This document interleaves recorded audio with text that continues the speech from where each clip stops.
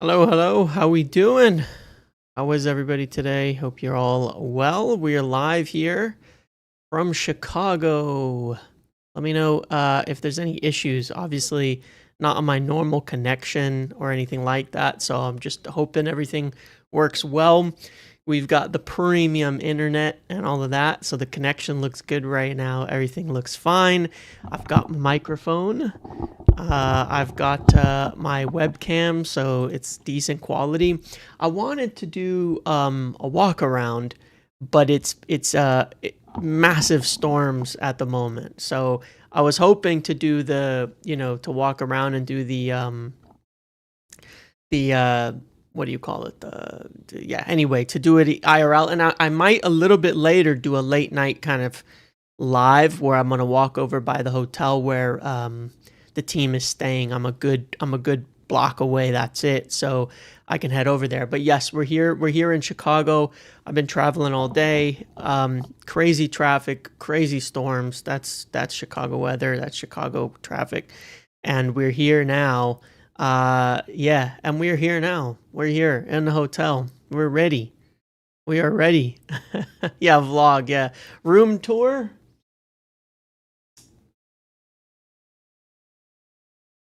This is the room. You're looking at it. Here, hold on, let's see. This is it. There's a window outside. There's me. That's the room. There you go. Room tour. It's done. But thanks guys for being here. Think we all want Watkins. Are my alerts but my gut tells me gonna we'll work? go Are for the alerts Sesko. sounding out for you Newcastle guys? I move can't for hear him them. makes my feeling stronger as well. The people want to see where the morning poo dates come Who do you from. feel, Yeah. James? I think we all want Watkins, but my gut tells me we'll go for Sheshko. Newcastle move for him makes my feeling as strong as well. Who do you feel, James? I genuinely don't think we're gonna. I said this the other day. I genuinely don't believe. I genuinely don't believe we're even going for Sheshko at all. And I don't think we're. I think I said that yesterday. I don't think we're going for Sheshko at all. I don't even think we're even half remotely interested in Sheshko right now. He's expensive, even at the price that is being talked about. You're talking about 70 million euros plus 5 to 10 million euros in add-ons. That's like that's Gyökeres money for a player who's frankly just not really impressed at this point in time. That's essentially the point here right now, is that Benjamin Šeško is fairly unproven, and he hasn't done a spectacular job either. So it's quite expensive when you consider that. I think they, based on the fact that they did inquire over Ekitike and Gyökeres, to be fair, when it was looking like Mbumo might not happen, I think that tells us that they rate Ekitike quite a bit higher. Benjamin Šeško has not been on our list. Like, think about it this way, all right? First of all, I want it to be understood. Like, United are Watkins, David Luiz, and Lamens. Watkins, David Luiz. I think you mean Douglas, but and Lamens. But yeah, I love that plan for what it's worth. Another ex-Villa player in Douglas Luiz there. No, but look, the fact of the matter is that we haven't pursued Benjamin Šeško all summer. Arsenal were going for Šeško and Gyökeres. We went for Gyökeres. We inquired on Gyökeres. We talked to Gyökeres. We tried to make a deal for Gyökeres. We never tried for Šeško. He's just not rated by the club that highly. That's my perspective on it. That's my take on it. Because as far as I've heard from my side, all I've heard is that he's viewed still as like a bit of a raw prospect who is not necessarily just rated that highly. You're talking about the 40 million bracket. That's the type of striker bracket that they're looking at. A player who's got good physical tools, but hasn't really put it together yet. And again, major concern that I've said since the first day the links came out from my side, the view that he's not right now the ideal fit for this team. And I think that's the point. I don't know how to say this, but the painting behind you is very Linkin Park coded. Well, Linkin Park's from here, are they not? Am I not mistaken? Maybe they're not. Maybe Linkin Park is in Chicago. Maybe I'm making that all up. But you're right. It is, isn't it? It looks like Hybrid Theory. There's something about the off-kilter, like reddish thing that's very Hybrid Theory. So yeah. All the Šeško stuff is basically agent pushing. A good portion of that. That's what I've said since kind of day one. He got his move to Arsenal has failed. He may not want to stay at Leipzig, and so they're kind of pushing that along a little bit.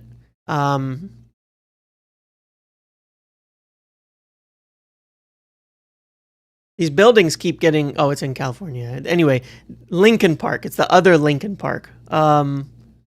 Yeah, is my mic topping? What's the word for it? Topping is definitely not the right word. Is my mic going over? Because if it's going over, I lost my knob again. I lost my knob in transit. Oops, I lost the knob. Clipping. I lost my knob in transit. Hold on. How about now? Wait, no. I lost my knob in transit. Hello? There we go. All right, I've turned it down a little bit, so hopefully it's not peaking. If it still sounds good, let me know. But yeah, I lost my knob in transit. The knob. But I was able to. I can turn it. I can turn it anyways. It's topping for sure. Oh man. All right, hold on. Let me just send one more quick tweet, and then we'll keep going, because I do want to talk about the striker thing. I do want to talk about this because this is obviously the most important thing. Please stop saying that. This is obviously the most important thing. But no, look. Here's the reality of the situation, okay? And then we'll talk about some of the specific names here. Is number one, we need... There's a few factors here. There's a few factors here, which is that number one, we need to sell, okay? We need to sell in order to buy at the striker position, right? We need more money. We need more money to buy a striker. That's the facts. That's the reality of the situation, especially when you're talking about the type of players that we're looking at here, the type of players that we're keeping our eyes on. So one, that's always pushed us in the direction of, been saying this for weeks, and this is the reality, the Garnacho situation. That is like a huge centerpiece of this whole striker discussion, and is what's going to make it possible for us to get something done. And drop this chair a little. There we go. Just looking down too much and it's hurting my neck. It's what's going to make this whole thing possible is the Garnacho situation. That is the centerpiece of all of it. We need Garnacho to move. And because Garnacho wants only the Premier League, that is what is pushing us in the direction of these English league players, in addition to wanting Premier League proven, but it all kind of works. So, you know, Watkins is Villa's only a 9. They need to sign first. Maybe, yeah, but they are interested in Garnacho. So that's what's kept us in this boat for Ollie Watkins and Nicholas Jackson. But because we have to raise money, and our best chance at raising money is through Garnacho, and the two of the clubs that are interested in him are right there with players that we're interested in as well. Okay, so that's number one in terms of part of the reality of our situation and targets, is that Garnacho is a centerpiece of this because he's our most profitable asset that we have at the moment. Okay. Yes, an ideal potential situation here is that Aston Villa go for Nicholas Jackson, Chelsea buy Garnacho, and we get Watkins. Remember, we talked about this last week, get a little three-way going here. And the reason for that, of course, makes perfect sense. Aston Villa need a striker. Chelsea, for some reason, want 635 wingers. we can get Ollie Watkins. And that could kind of work for everybody if something like that happens too. But this is essentially the driving force for this whole striker debate, is the fact that we need money and we have to sell some players in order to get it. And our best bet is Garnacho. That's where most of the money can come from at this point in time.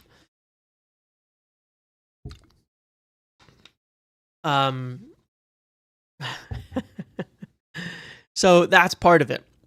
The second part of it is obviously that we have not been able to compete for some of the strikers that we would want. Victor Gyökeres we could go for, but of course he chose Arsenal, and even still we would need to raise some money for that after Mbeumo. In addition, obviously Ekitike, same thing. We like him, but he's expensive and already going to Liverpool and all of that. And then you get this Isak situation. And the Isak situation is just a reality that we got to cope with, guys. We're not competing in a market with Liverpool this year. We're not competing in a market with them. We are not in a situation where we are getting I mean, I don't want to play it down though at the same time. Part of is what is frustrating to me is that you do know, like, we did just sign Brian Mbeumo and Matheus Cunha, two of literally the best forwards in the Premier League right now. So it's not like we've gone to shit, or that we're having a bad window, or that we're not being competitive in terms of getting top players. But that doesn't mean we can compete necessarily with certain clubs if we're chasing kind of the same targets. I think we've done extremely well. But even in a normal year, we've spent 130 million for £1 million. Yeah, we did compete with Cunha and we did compete with Mbeumo, but not with Liverpool, fortunately. We did compete with Arsenal, we did compete with Newcastle, we did compete with Spurs, and we're still able to drive people from there. But the reality is 130 million pounds is spent. Even in a normal summer, that's like our net spend. Even when we were blowing our load, something's wrong with me today. I haven't eaten anything. It's way too many innuendos already for being 13 minutes in here. But when we were throwing cash at absolutely everything, overspending like crazy, even some of our biggest summers were like 150 million net. 130 is a lot, given that we don't have Europe for the first time in 10 plus years. Given that we don't have this kind of money, we need to sell. City did 200 million in January. City are in the Champions League. City are consistently in the Champions League, and City didn't spend anything last year. In fact, hold on. One of the things that goes a little bit under the radar here is I think it's a little crazy when you look at it. All right, just oh my God, the ads, get out of here, go away. Okay. One of the things that is a little bit funny is just that, part of the reason we're seeing what we're seeing today out of these other clubs is because they didn't actually spend anything in the last window, right? But we don't have the money to go and spend 250 million pounds in the window without significant sales. We just don't. And even these other guys, when you really look at it, let me make sure I have this all set up right. Look, Hillary, right? Just what I needed to see today. Oh, that's one way to end any sexual innuendo. Dementia. These ads are targeting me really hard today. This was last summer, by the way. 24, 25. Let's go look. All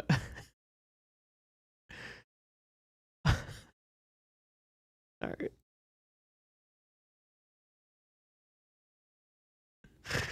Oh man, I have a problem. Speak for yourself. Okay, I will. Liverpool, they spent 42 million euros last summer and they had an income of 47. So they were -5. They bought Mamardashvili and Chiesa. They were -5 spend all of last summer. City didn't buy, they only got Savinho for 25 million last summer. We spent 246 million. We did sell a little bit. Actually sold decently well, all things considered. But point being, we spent more money. If you compare the two windows, we probably have still equaled the net spend of City and Liverpool when you add it up today. So yeah, between last year and this one, we've actually equaled their spend. We just have a worse team. It kind of sucks, but that's the truth. You know, we were building from a much lower point. All of that, you know, but they Liverpool can spend 400 million this window because they didn't spend anything last window. City haven't spent a ton this summer yet, have they? They spent a lot in January, but they haven't gone crazy this summer. So, but they didn't. Yeah. So I don't know. Between last summer and this one, it's not that different. But regardless, we struggle to sell, and we can't. We struggle to sell these players. But yeah, we can't compete on Isak, so we can't compete on the Isak thing. Arsenal got Gyökeres, Ekitike. We can't compete with either. However, Šeško is just one that the club just don't rate at the kind of price points they're talking about of 70 million euros. I think that's one where if that were to be down at 40 to 50 million euros, then we would be fairly interested in him and maybe we would take a punt on him at that level. But remember, there's valuations. There's money and there's valuations. What do we value players at? That's the key. And so Šeško's way above the valuation of it. Our value, so that brings us to who our targets are at the moment, okay? And this is what I want to talk about on the striker front. Who are our real targets? Well, there's three primary targets, I would say. Three major targets that we've talked about before. Smash the like button. Yes, thank you, Vlad. Appreciate that. Three major targets. Number one is Ollie Watkins. I believe United value him on a bit under £50 million, not because of his quality, but because of the age, obviously, is a bit of a factor in that, right? Him being older, him being, probably you're not going to get 5 full years out of him. That the value is a little bit lower, even though he is the best striker remaining on the market for us at this point in time. Just want to pull this up as well. This comes from Opta. This is a map of this, and this will kind of tell you that we're still working on really building a team for Ruben Amorim here that he likes. Only Brian Mbeumo made more runs in behind the opposition defense than Watkins in the Premier League last season. Mbeumo 418, Watkins 407. So, that's kind of, again, when we remember we went over that whole power forward thing about Victor Gyökeres and how the next best is Ollie Watkins and frankly the whole league. That's important to me. That matters. I think that's a big reason why they like him, just in how he's rated. Is a big part of this whole thing. But because of the age, because of these types of things, it really does kind of matter. The price is going to be pretty important, and so obviously he's really, really liked. Hold on, I'm just trying to find something here. I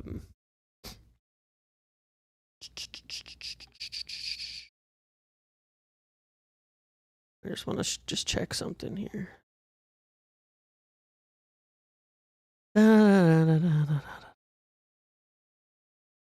So yeah. Anyway, he is quite liked in that perspective. And obviously, the reports today that we had new talks with Aston Villa over Ollie Watkins. He remains an option. He remains a serious option for us, and the biggest issue is the money. But Aston Villa are interested in Garnacho, and that's what keeps this kind of coming back. Yes, they can say he's not for sale, that they don't want to sell him, essentially. That can be their stance. We get it.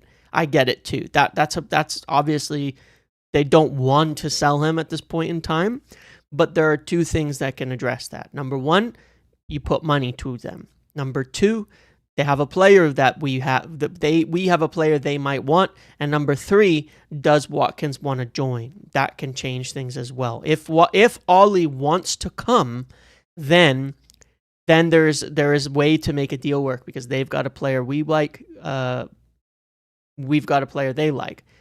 So there's something to be done there. We'll see what happens in the coming days on that, but it's gonna require something to do with Garnacho, because we need money. We can't afford him at that price. But this is a way where it can sweeten the deal kind of for everybody, in that respect. So I get it. That's what we got to do. That's what kind of happens here.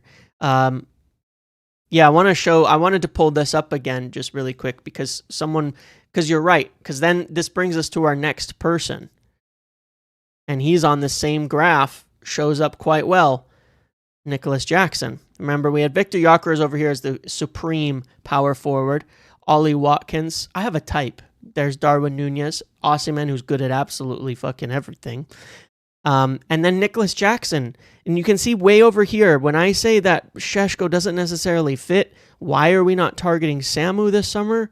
Well, look, they're pretty damn similar to Rasmus Højlund in terms of the amount of runs that they make.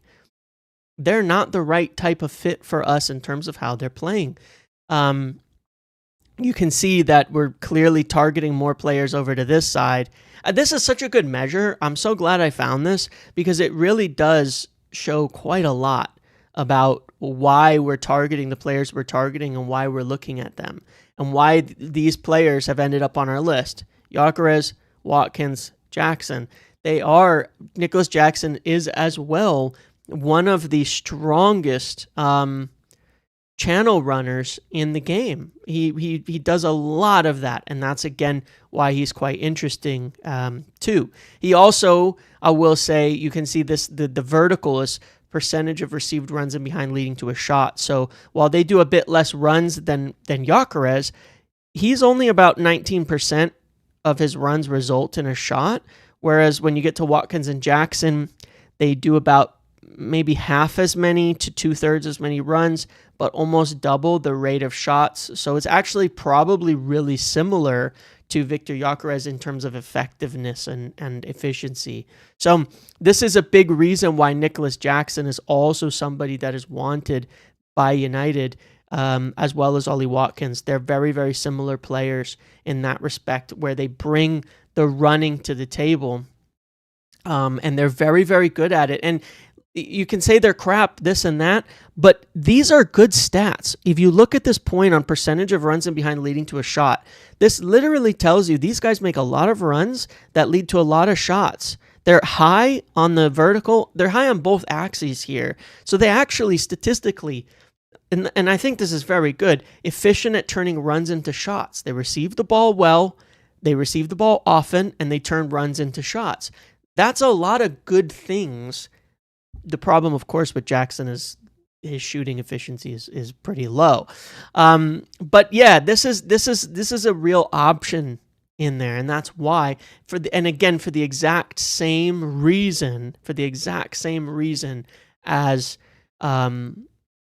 Gyökeres, but for the exact same reason these two are being targeted is, again, Alejandro Garnacho. If Chelsea want them, and they do want them, then so be it. Who are the grayed out options? I don't know. There's other players on here. I don't know. I can't click it or anything. It's just an article that they put together, so fair enough for them. Flight in was good. Massive storms. They started just after I landed, fortunately, so no delays.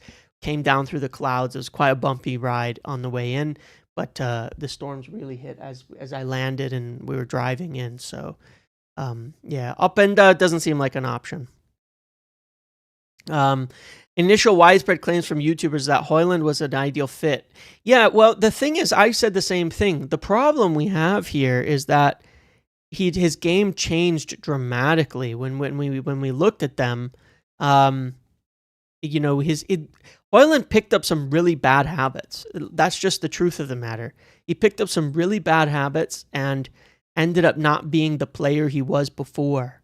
And one of his strengths used to be the runs in behind, and the way that he would turn and move and run the channels really well. And that seems to be no longer something that he does. He picked up just some bad habits overall. So yeah, I don't know. It's unfortunate because he perhaps could have been that guy, but has picked up those bad habits, like we said here. Let me see if I can find another graph that shows any of this here. I can see. I wish I could see what these names are.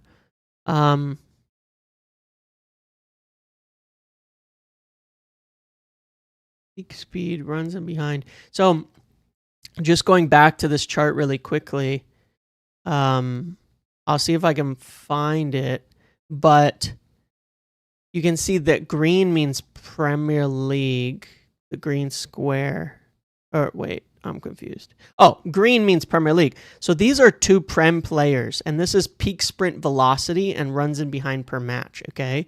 So if we look at this chart, we could assume that one of these is Nunez and one of them is Watkins or Jackson. So you can see they, again, should show up really, really well here on all of this. But anyway, I'll move on from that. Point being, it's obvious why we like them.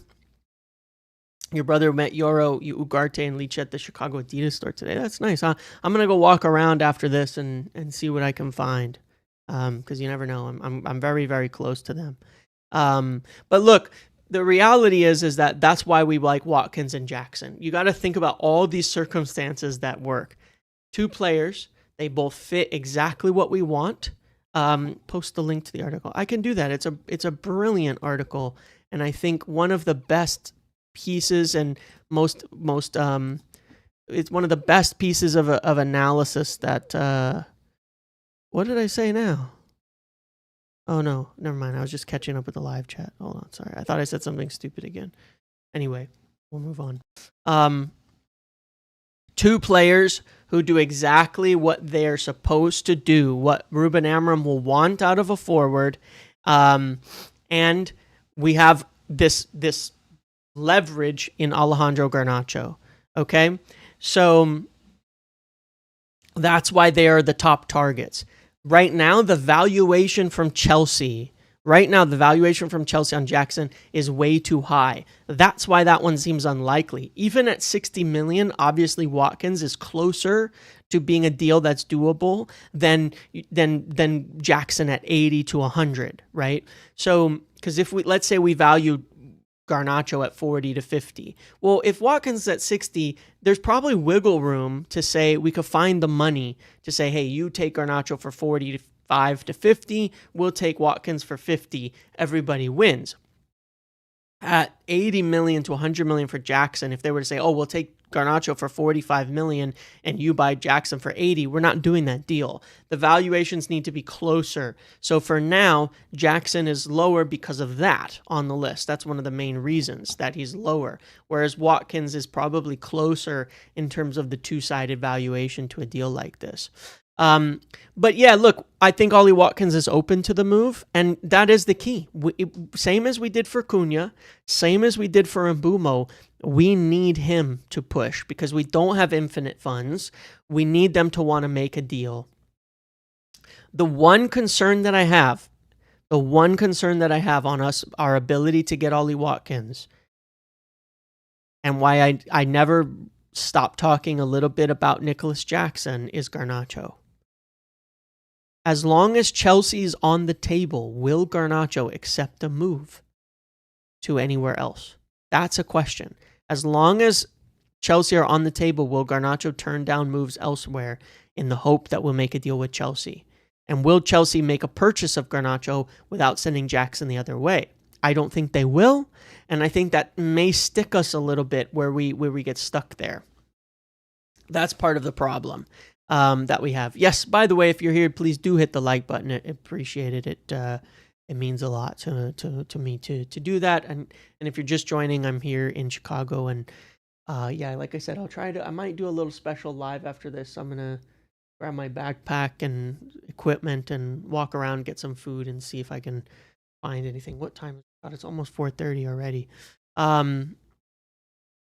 So yeah, but that's why I keep kind of going, bouncing kind of back and forth on the two of them. I'd be quite happy with either, but Ollie Watkins is the one that is key, the one that I would prefer over virtually anything. I think you'll have the biggest impact. But it's going to take time because of this reason. We need these sales. We very much need this Garnacho situation to kind of sort out how we get things done. The other option that I want to mention is, of course, Mateta. I think Mateta is one to keeping an eye on, because if he's not signing a new contract at Crystal Palace, if he is potentially staying at Crystal Palace, not like super committed to staying at Crystal Palace, then United remain interested in him. And as I understand it, they made checks on Watkins, Jackson, and Mateta in recent 1 to 2 weeks. So keep an eye on that one too, just in case. Again, there's a potential, if he's not signing a new contract, could he be cheaper? Could he be in that 35 to 40 million range? Could he be one we could do a little bit easier as well? But again, I'm saying keep an eye on it, because the likelihood is he's staying at Palace. But it's, as time goes on and there's no new deal and they still have that kind of drama going on with their legal case and things like that, who knows? Maybe he comes back available, becomes more available, comes back on the table. But again, the challenge is the money there, and how do we sell enough to be able to buy even someone like Mateta? Wissa, I don't think we're going to be going for again. I don't think we're going to do business with Brentford again this window. I'd be surprised, okay? So there's that.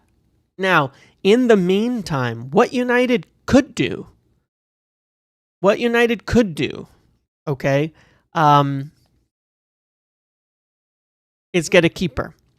This has been a serious topic. It's been a serious thing of interest to United, and we've been looking at it. And the simple fact is that because we have made a loan offer for Emi Martinez, which apparently is true, that we made a loan offer for Emi Martinez, that tells you we are ready and wanting to go and get a keeper. Okay? Now, Emi Martinez, even on a loan, you have to bear in mind something on the cost here. Emi Martinez, even on a loan, is like 10 million. So the next step to that, like a loan season of Emi Martinez would have cost us like 10 million. Well, we could go buy Lamens for less than that in terms of the initial impact. Okay? Lamens is a serious option for us. We've had talks with him. We've had discussion with his club. We've got an assessment of the situation, and we are in a situation now where we have actually made an offer for a keeper. That tells you we are intending to do something there. We wouldn't make an offer for a loan for Emi Martinez to just walk away and not get a keeper. Why would we have made that offer? Because we intend to sign a keeper. So I think there's a serious chance we could make a move for Lamens first, even before the striker situation, simply because we could afford it. It's not expensive, and all of that. So I don't know what we're waiting for. Maybe I'll find out. I'm here now, tomorrow, next day, etc. We'll see what happens. Okay, what I can discover. That's obviously high on my list of things to dig into and try to figure out what's going on there. But regardless, that could be something we do quicker. That could be something that we do, more immediately. Is get a keeper coming in, and that would be really nice. The striker situation, again, it could drag because it's dependent on the prices, maybe valuations coming closer, and can we sell some players or Garnacho? And the problem is, besides Garnacho, and Garnacho is wanted by both Villa and Chelsea, who else can we even get? You know? Sorry. Excuse me. Who else can we even get? So, who else can we even sell? Nobody's moving right now. Douglas Luiz, that situation, it's an interesting one to me still. Maybe it helps get a Sancho deal done, but is he the right type of player?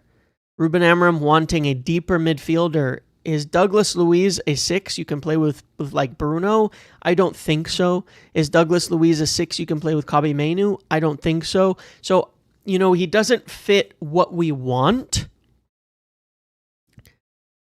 But if there's a loan, I would take him in a heartbeat.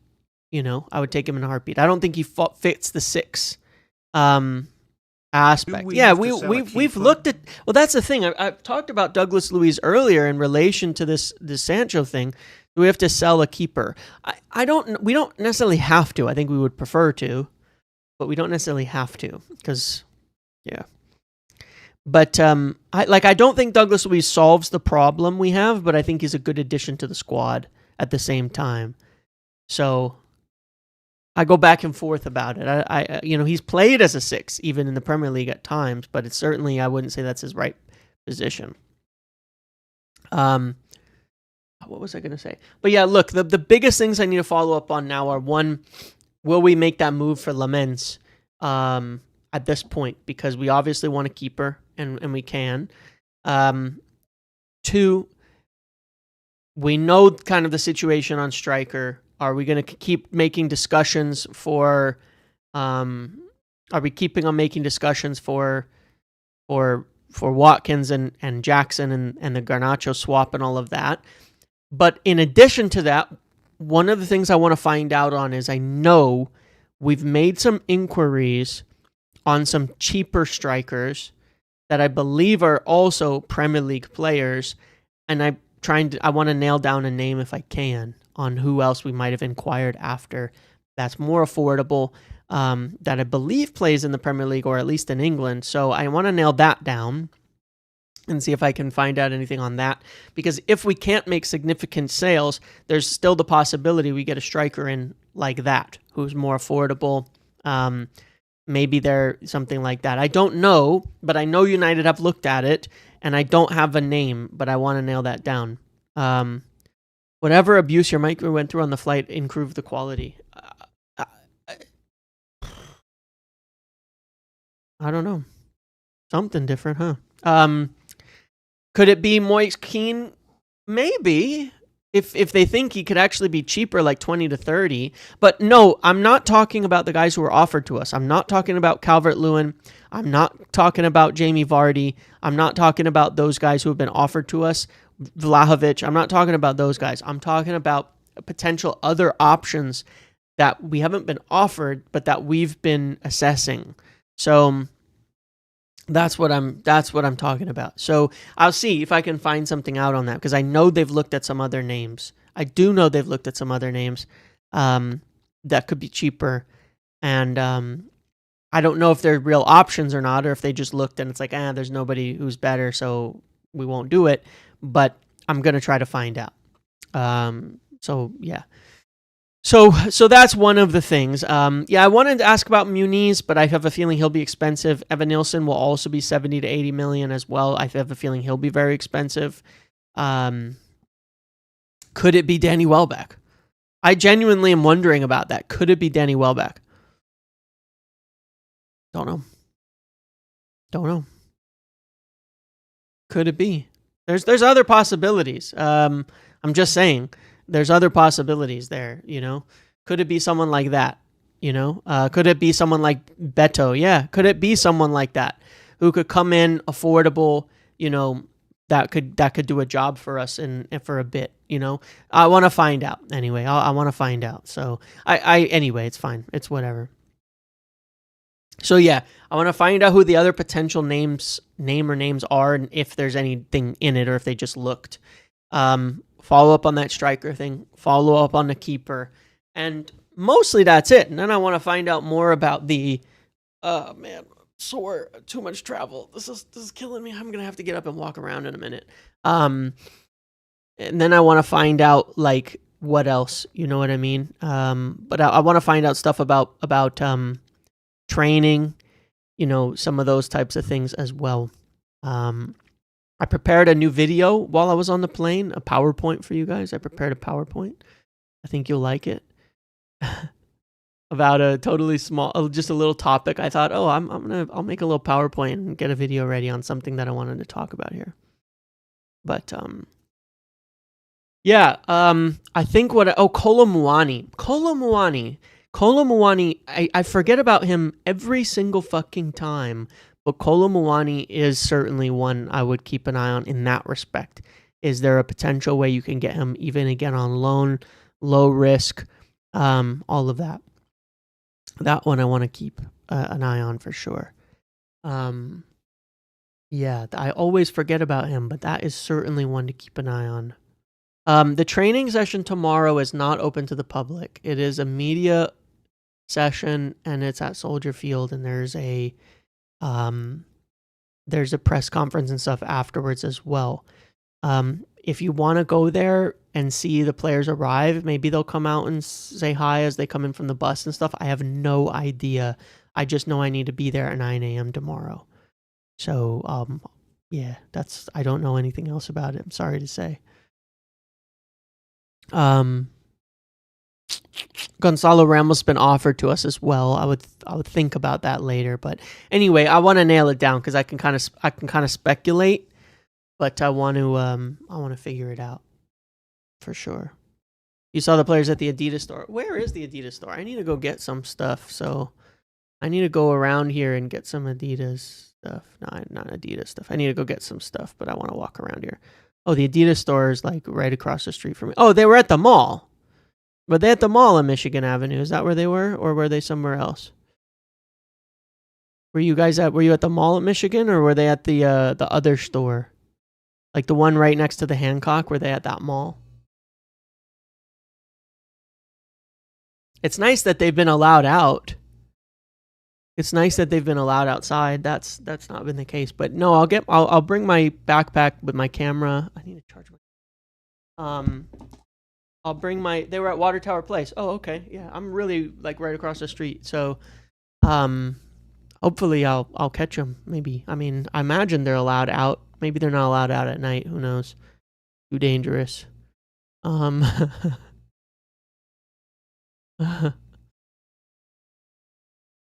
Pisanos. I need to go eat though, man. I need to eat so bad. But yeah, I'm gonna bring my phone. I'll bring my setup and see. But it's nice that they're allowed to actually like go do some stuff, especially since they're here a whole week. I mean, at least it's like a settled camp and you know that kind of thing. Because it clearly didn't help the mood when they were like being locked up by Ten Hag, unable to do anything on the tour, like stay in your rooms, you know.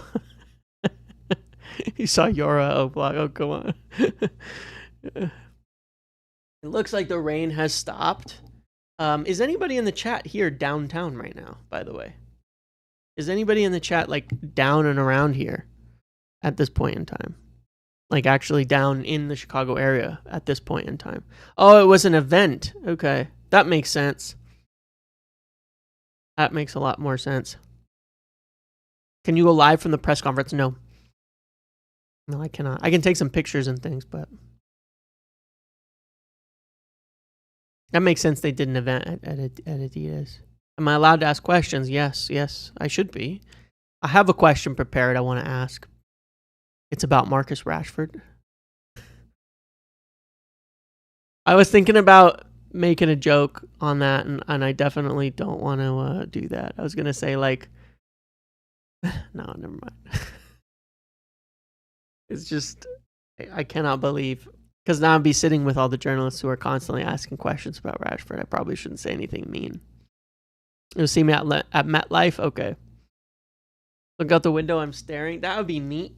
I'm about 150 feet off the ground, so good luck with that.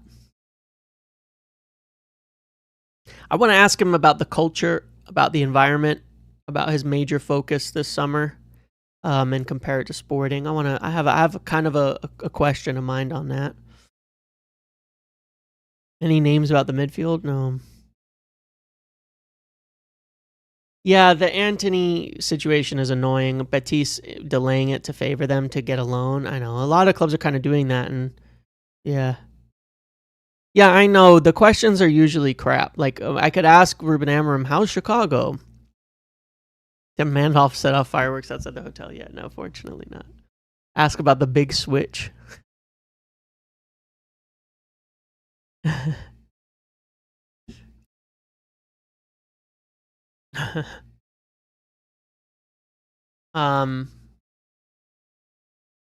Send a message.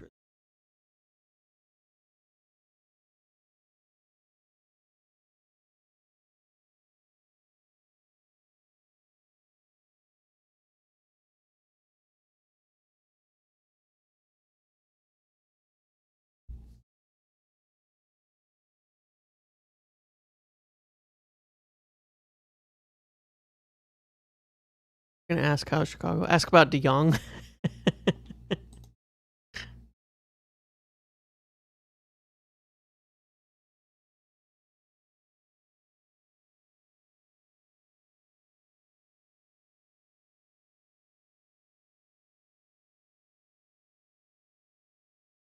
going on with Mason Mount? Is he like being interviewed or something? Oh, Mason Mount interview just came out, huh?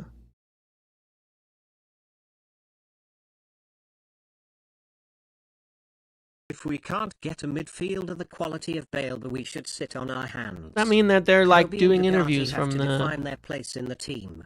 We don't need another mid-class midfielder muddying. If we can't get a midfielder the quality of Balaba, we should sit on our hands. Kobe and Ugarte have to define their place in the team. We don't need another mid-class. I actually agree with that take, by the way. I think that we should just get a top midfielder if we're going to get one, and push, and not just add for the sake of adding as well.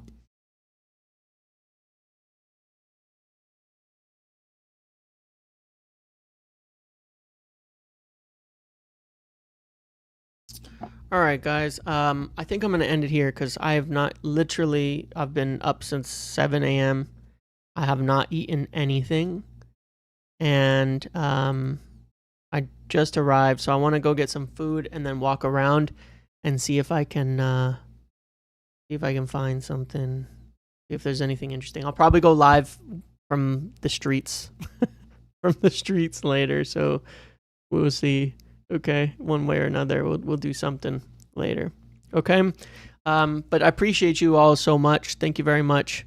For those of you awake later, you'll probably see that. Otherwise, tomorrow, pictures, videos, things like that from the. I'll have a video. I'll do a live later in the afternoon, but I will also make sure I get some stuff for a little put together video of day one, and all of that. Okay. Thanks, guys, and I will see you later. Thank you for all the support. Have a good one.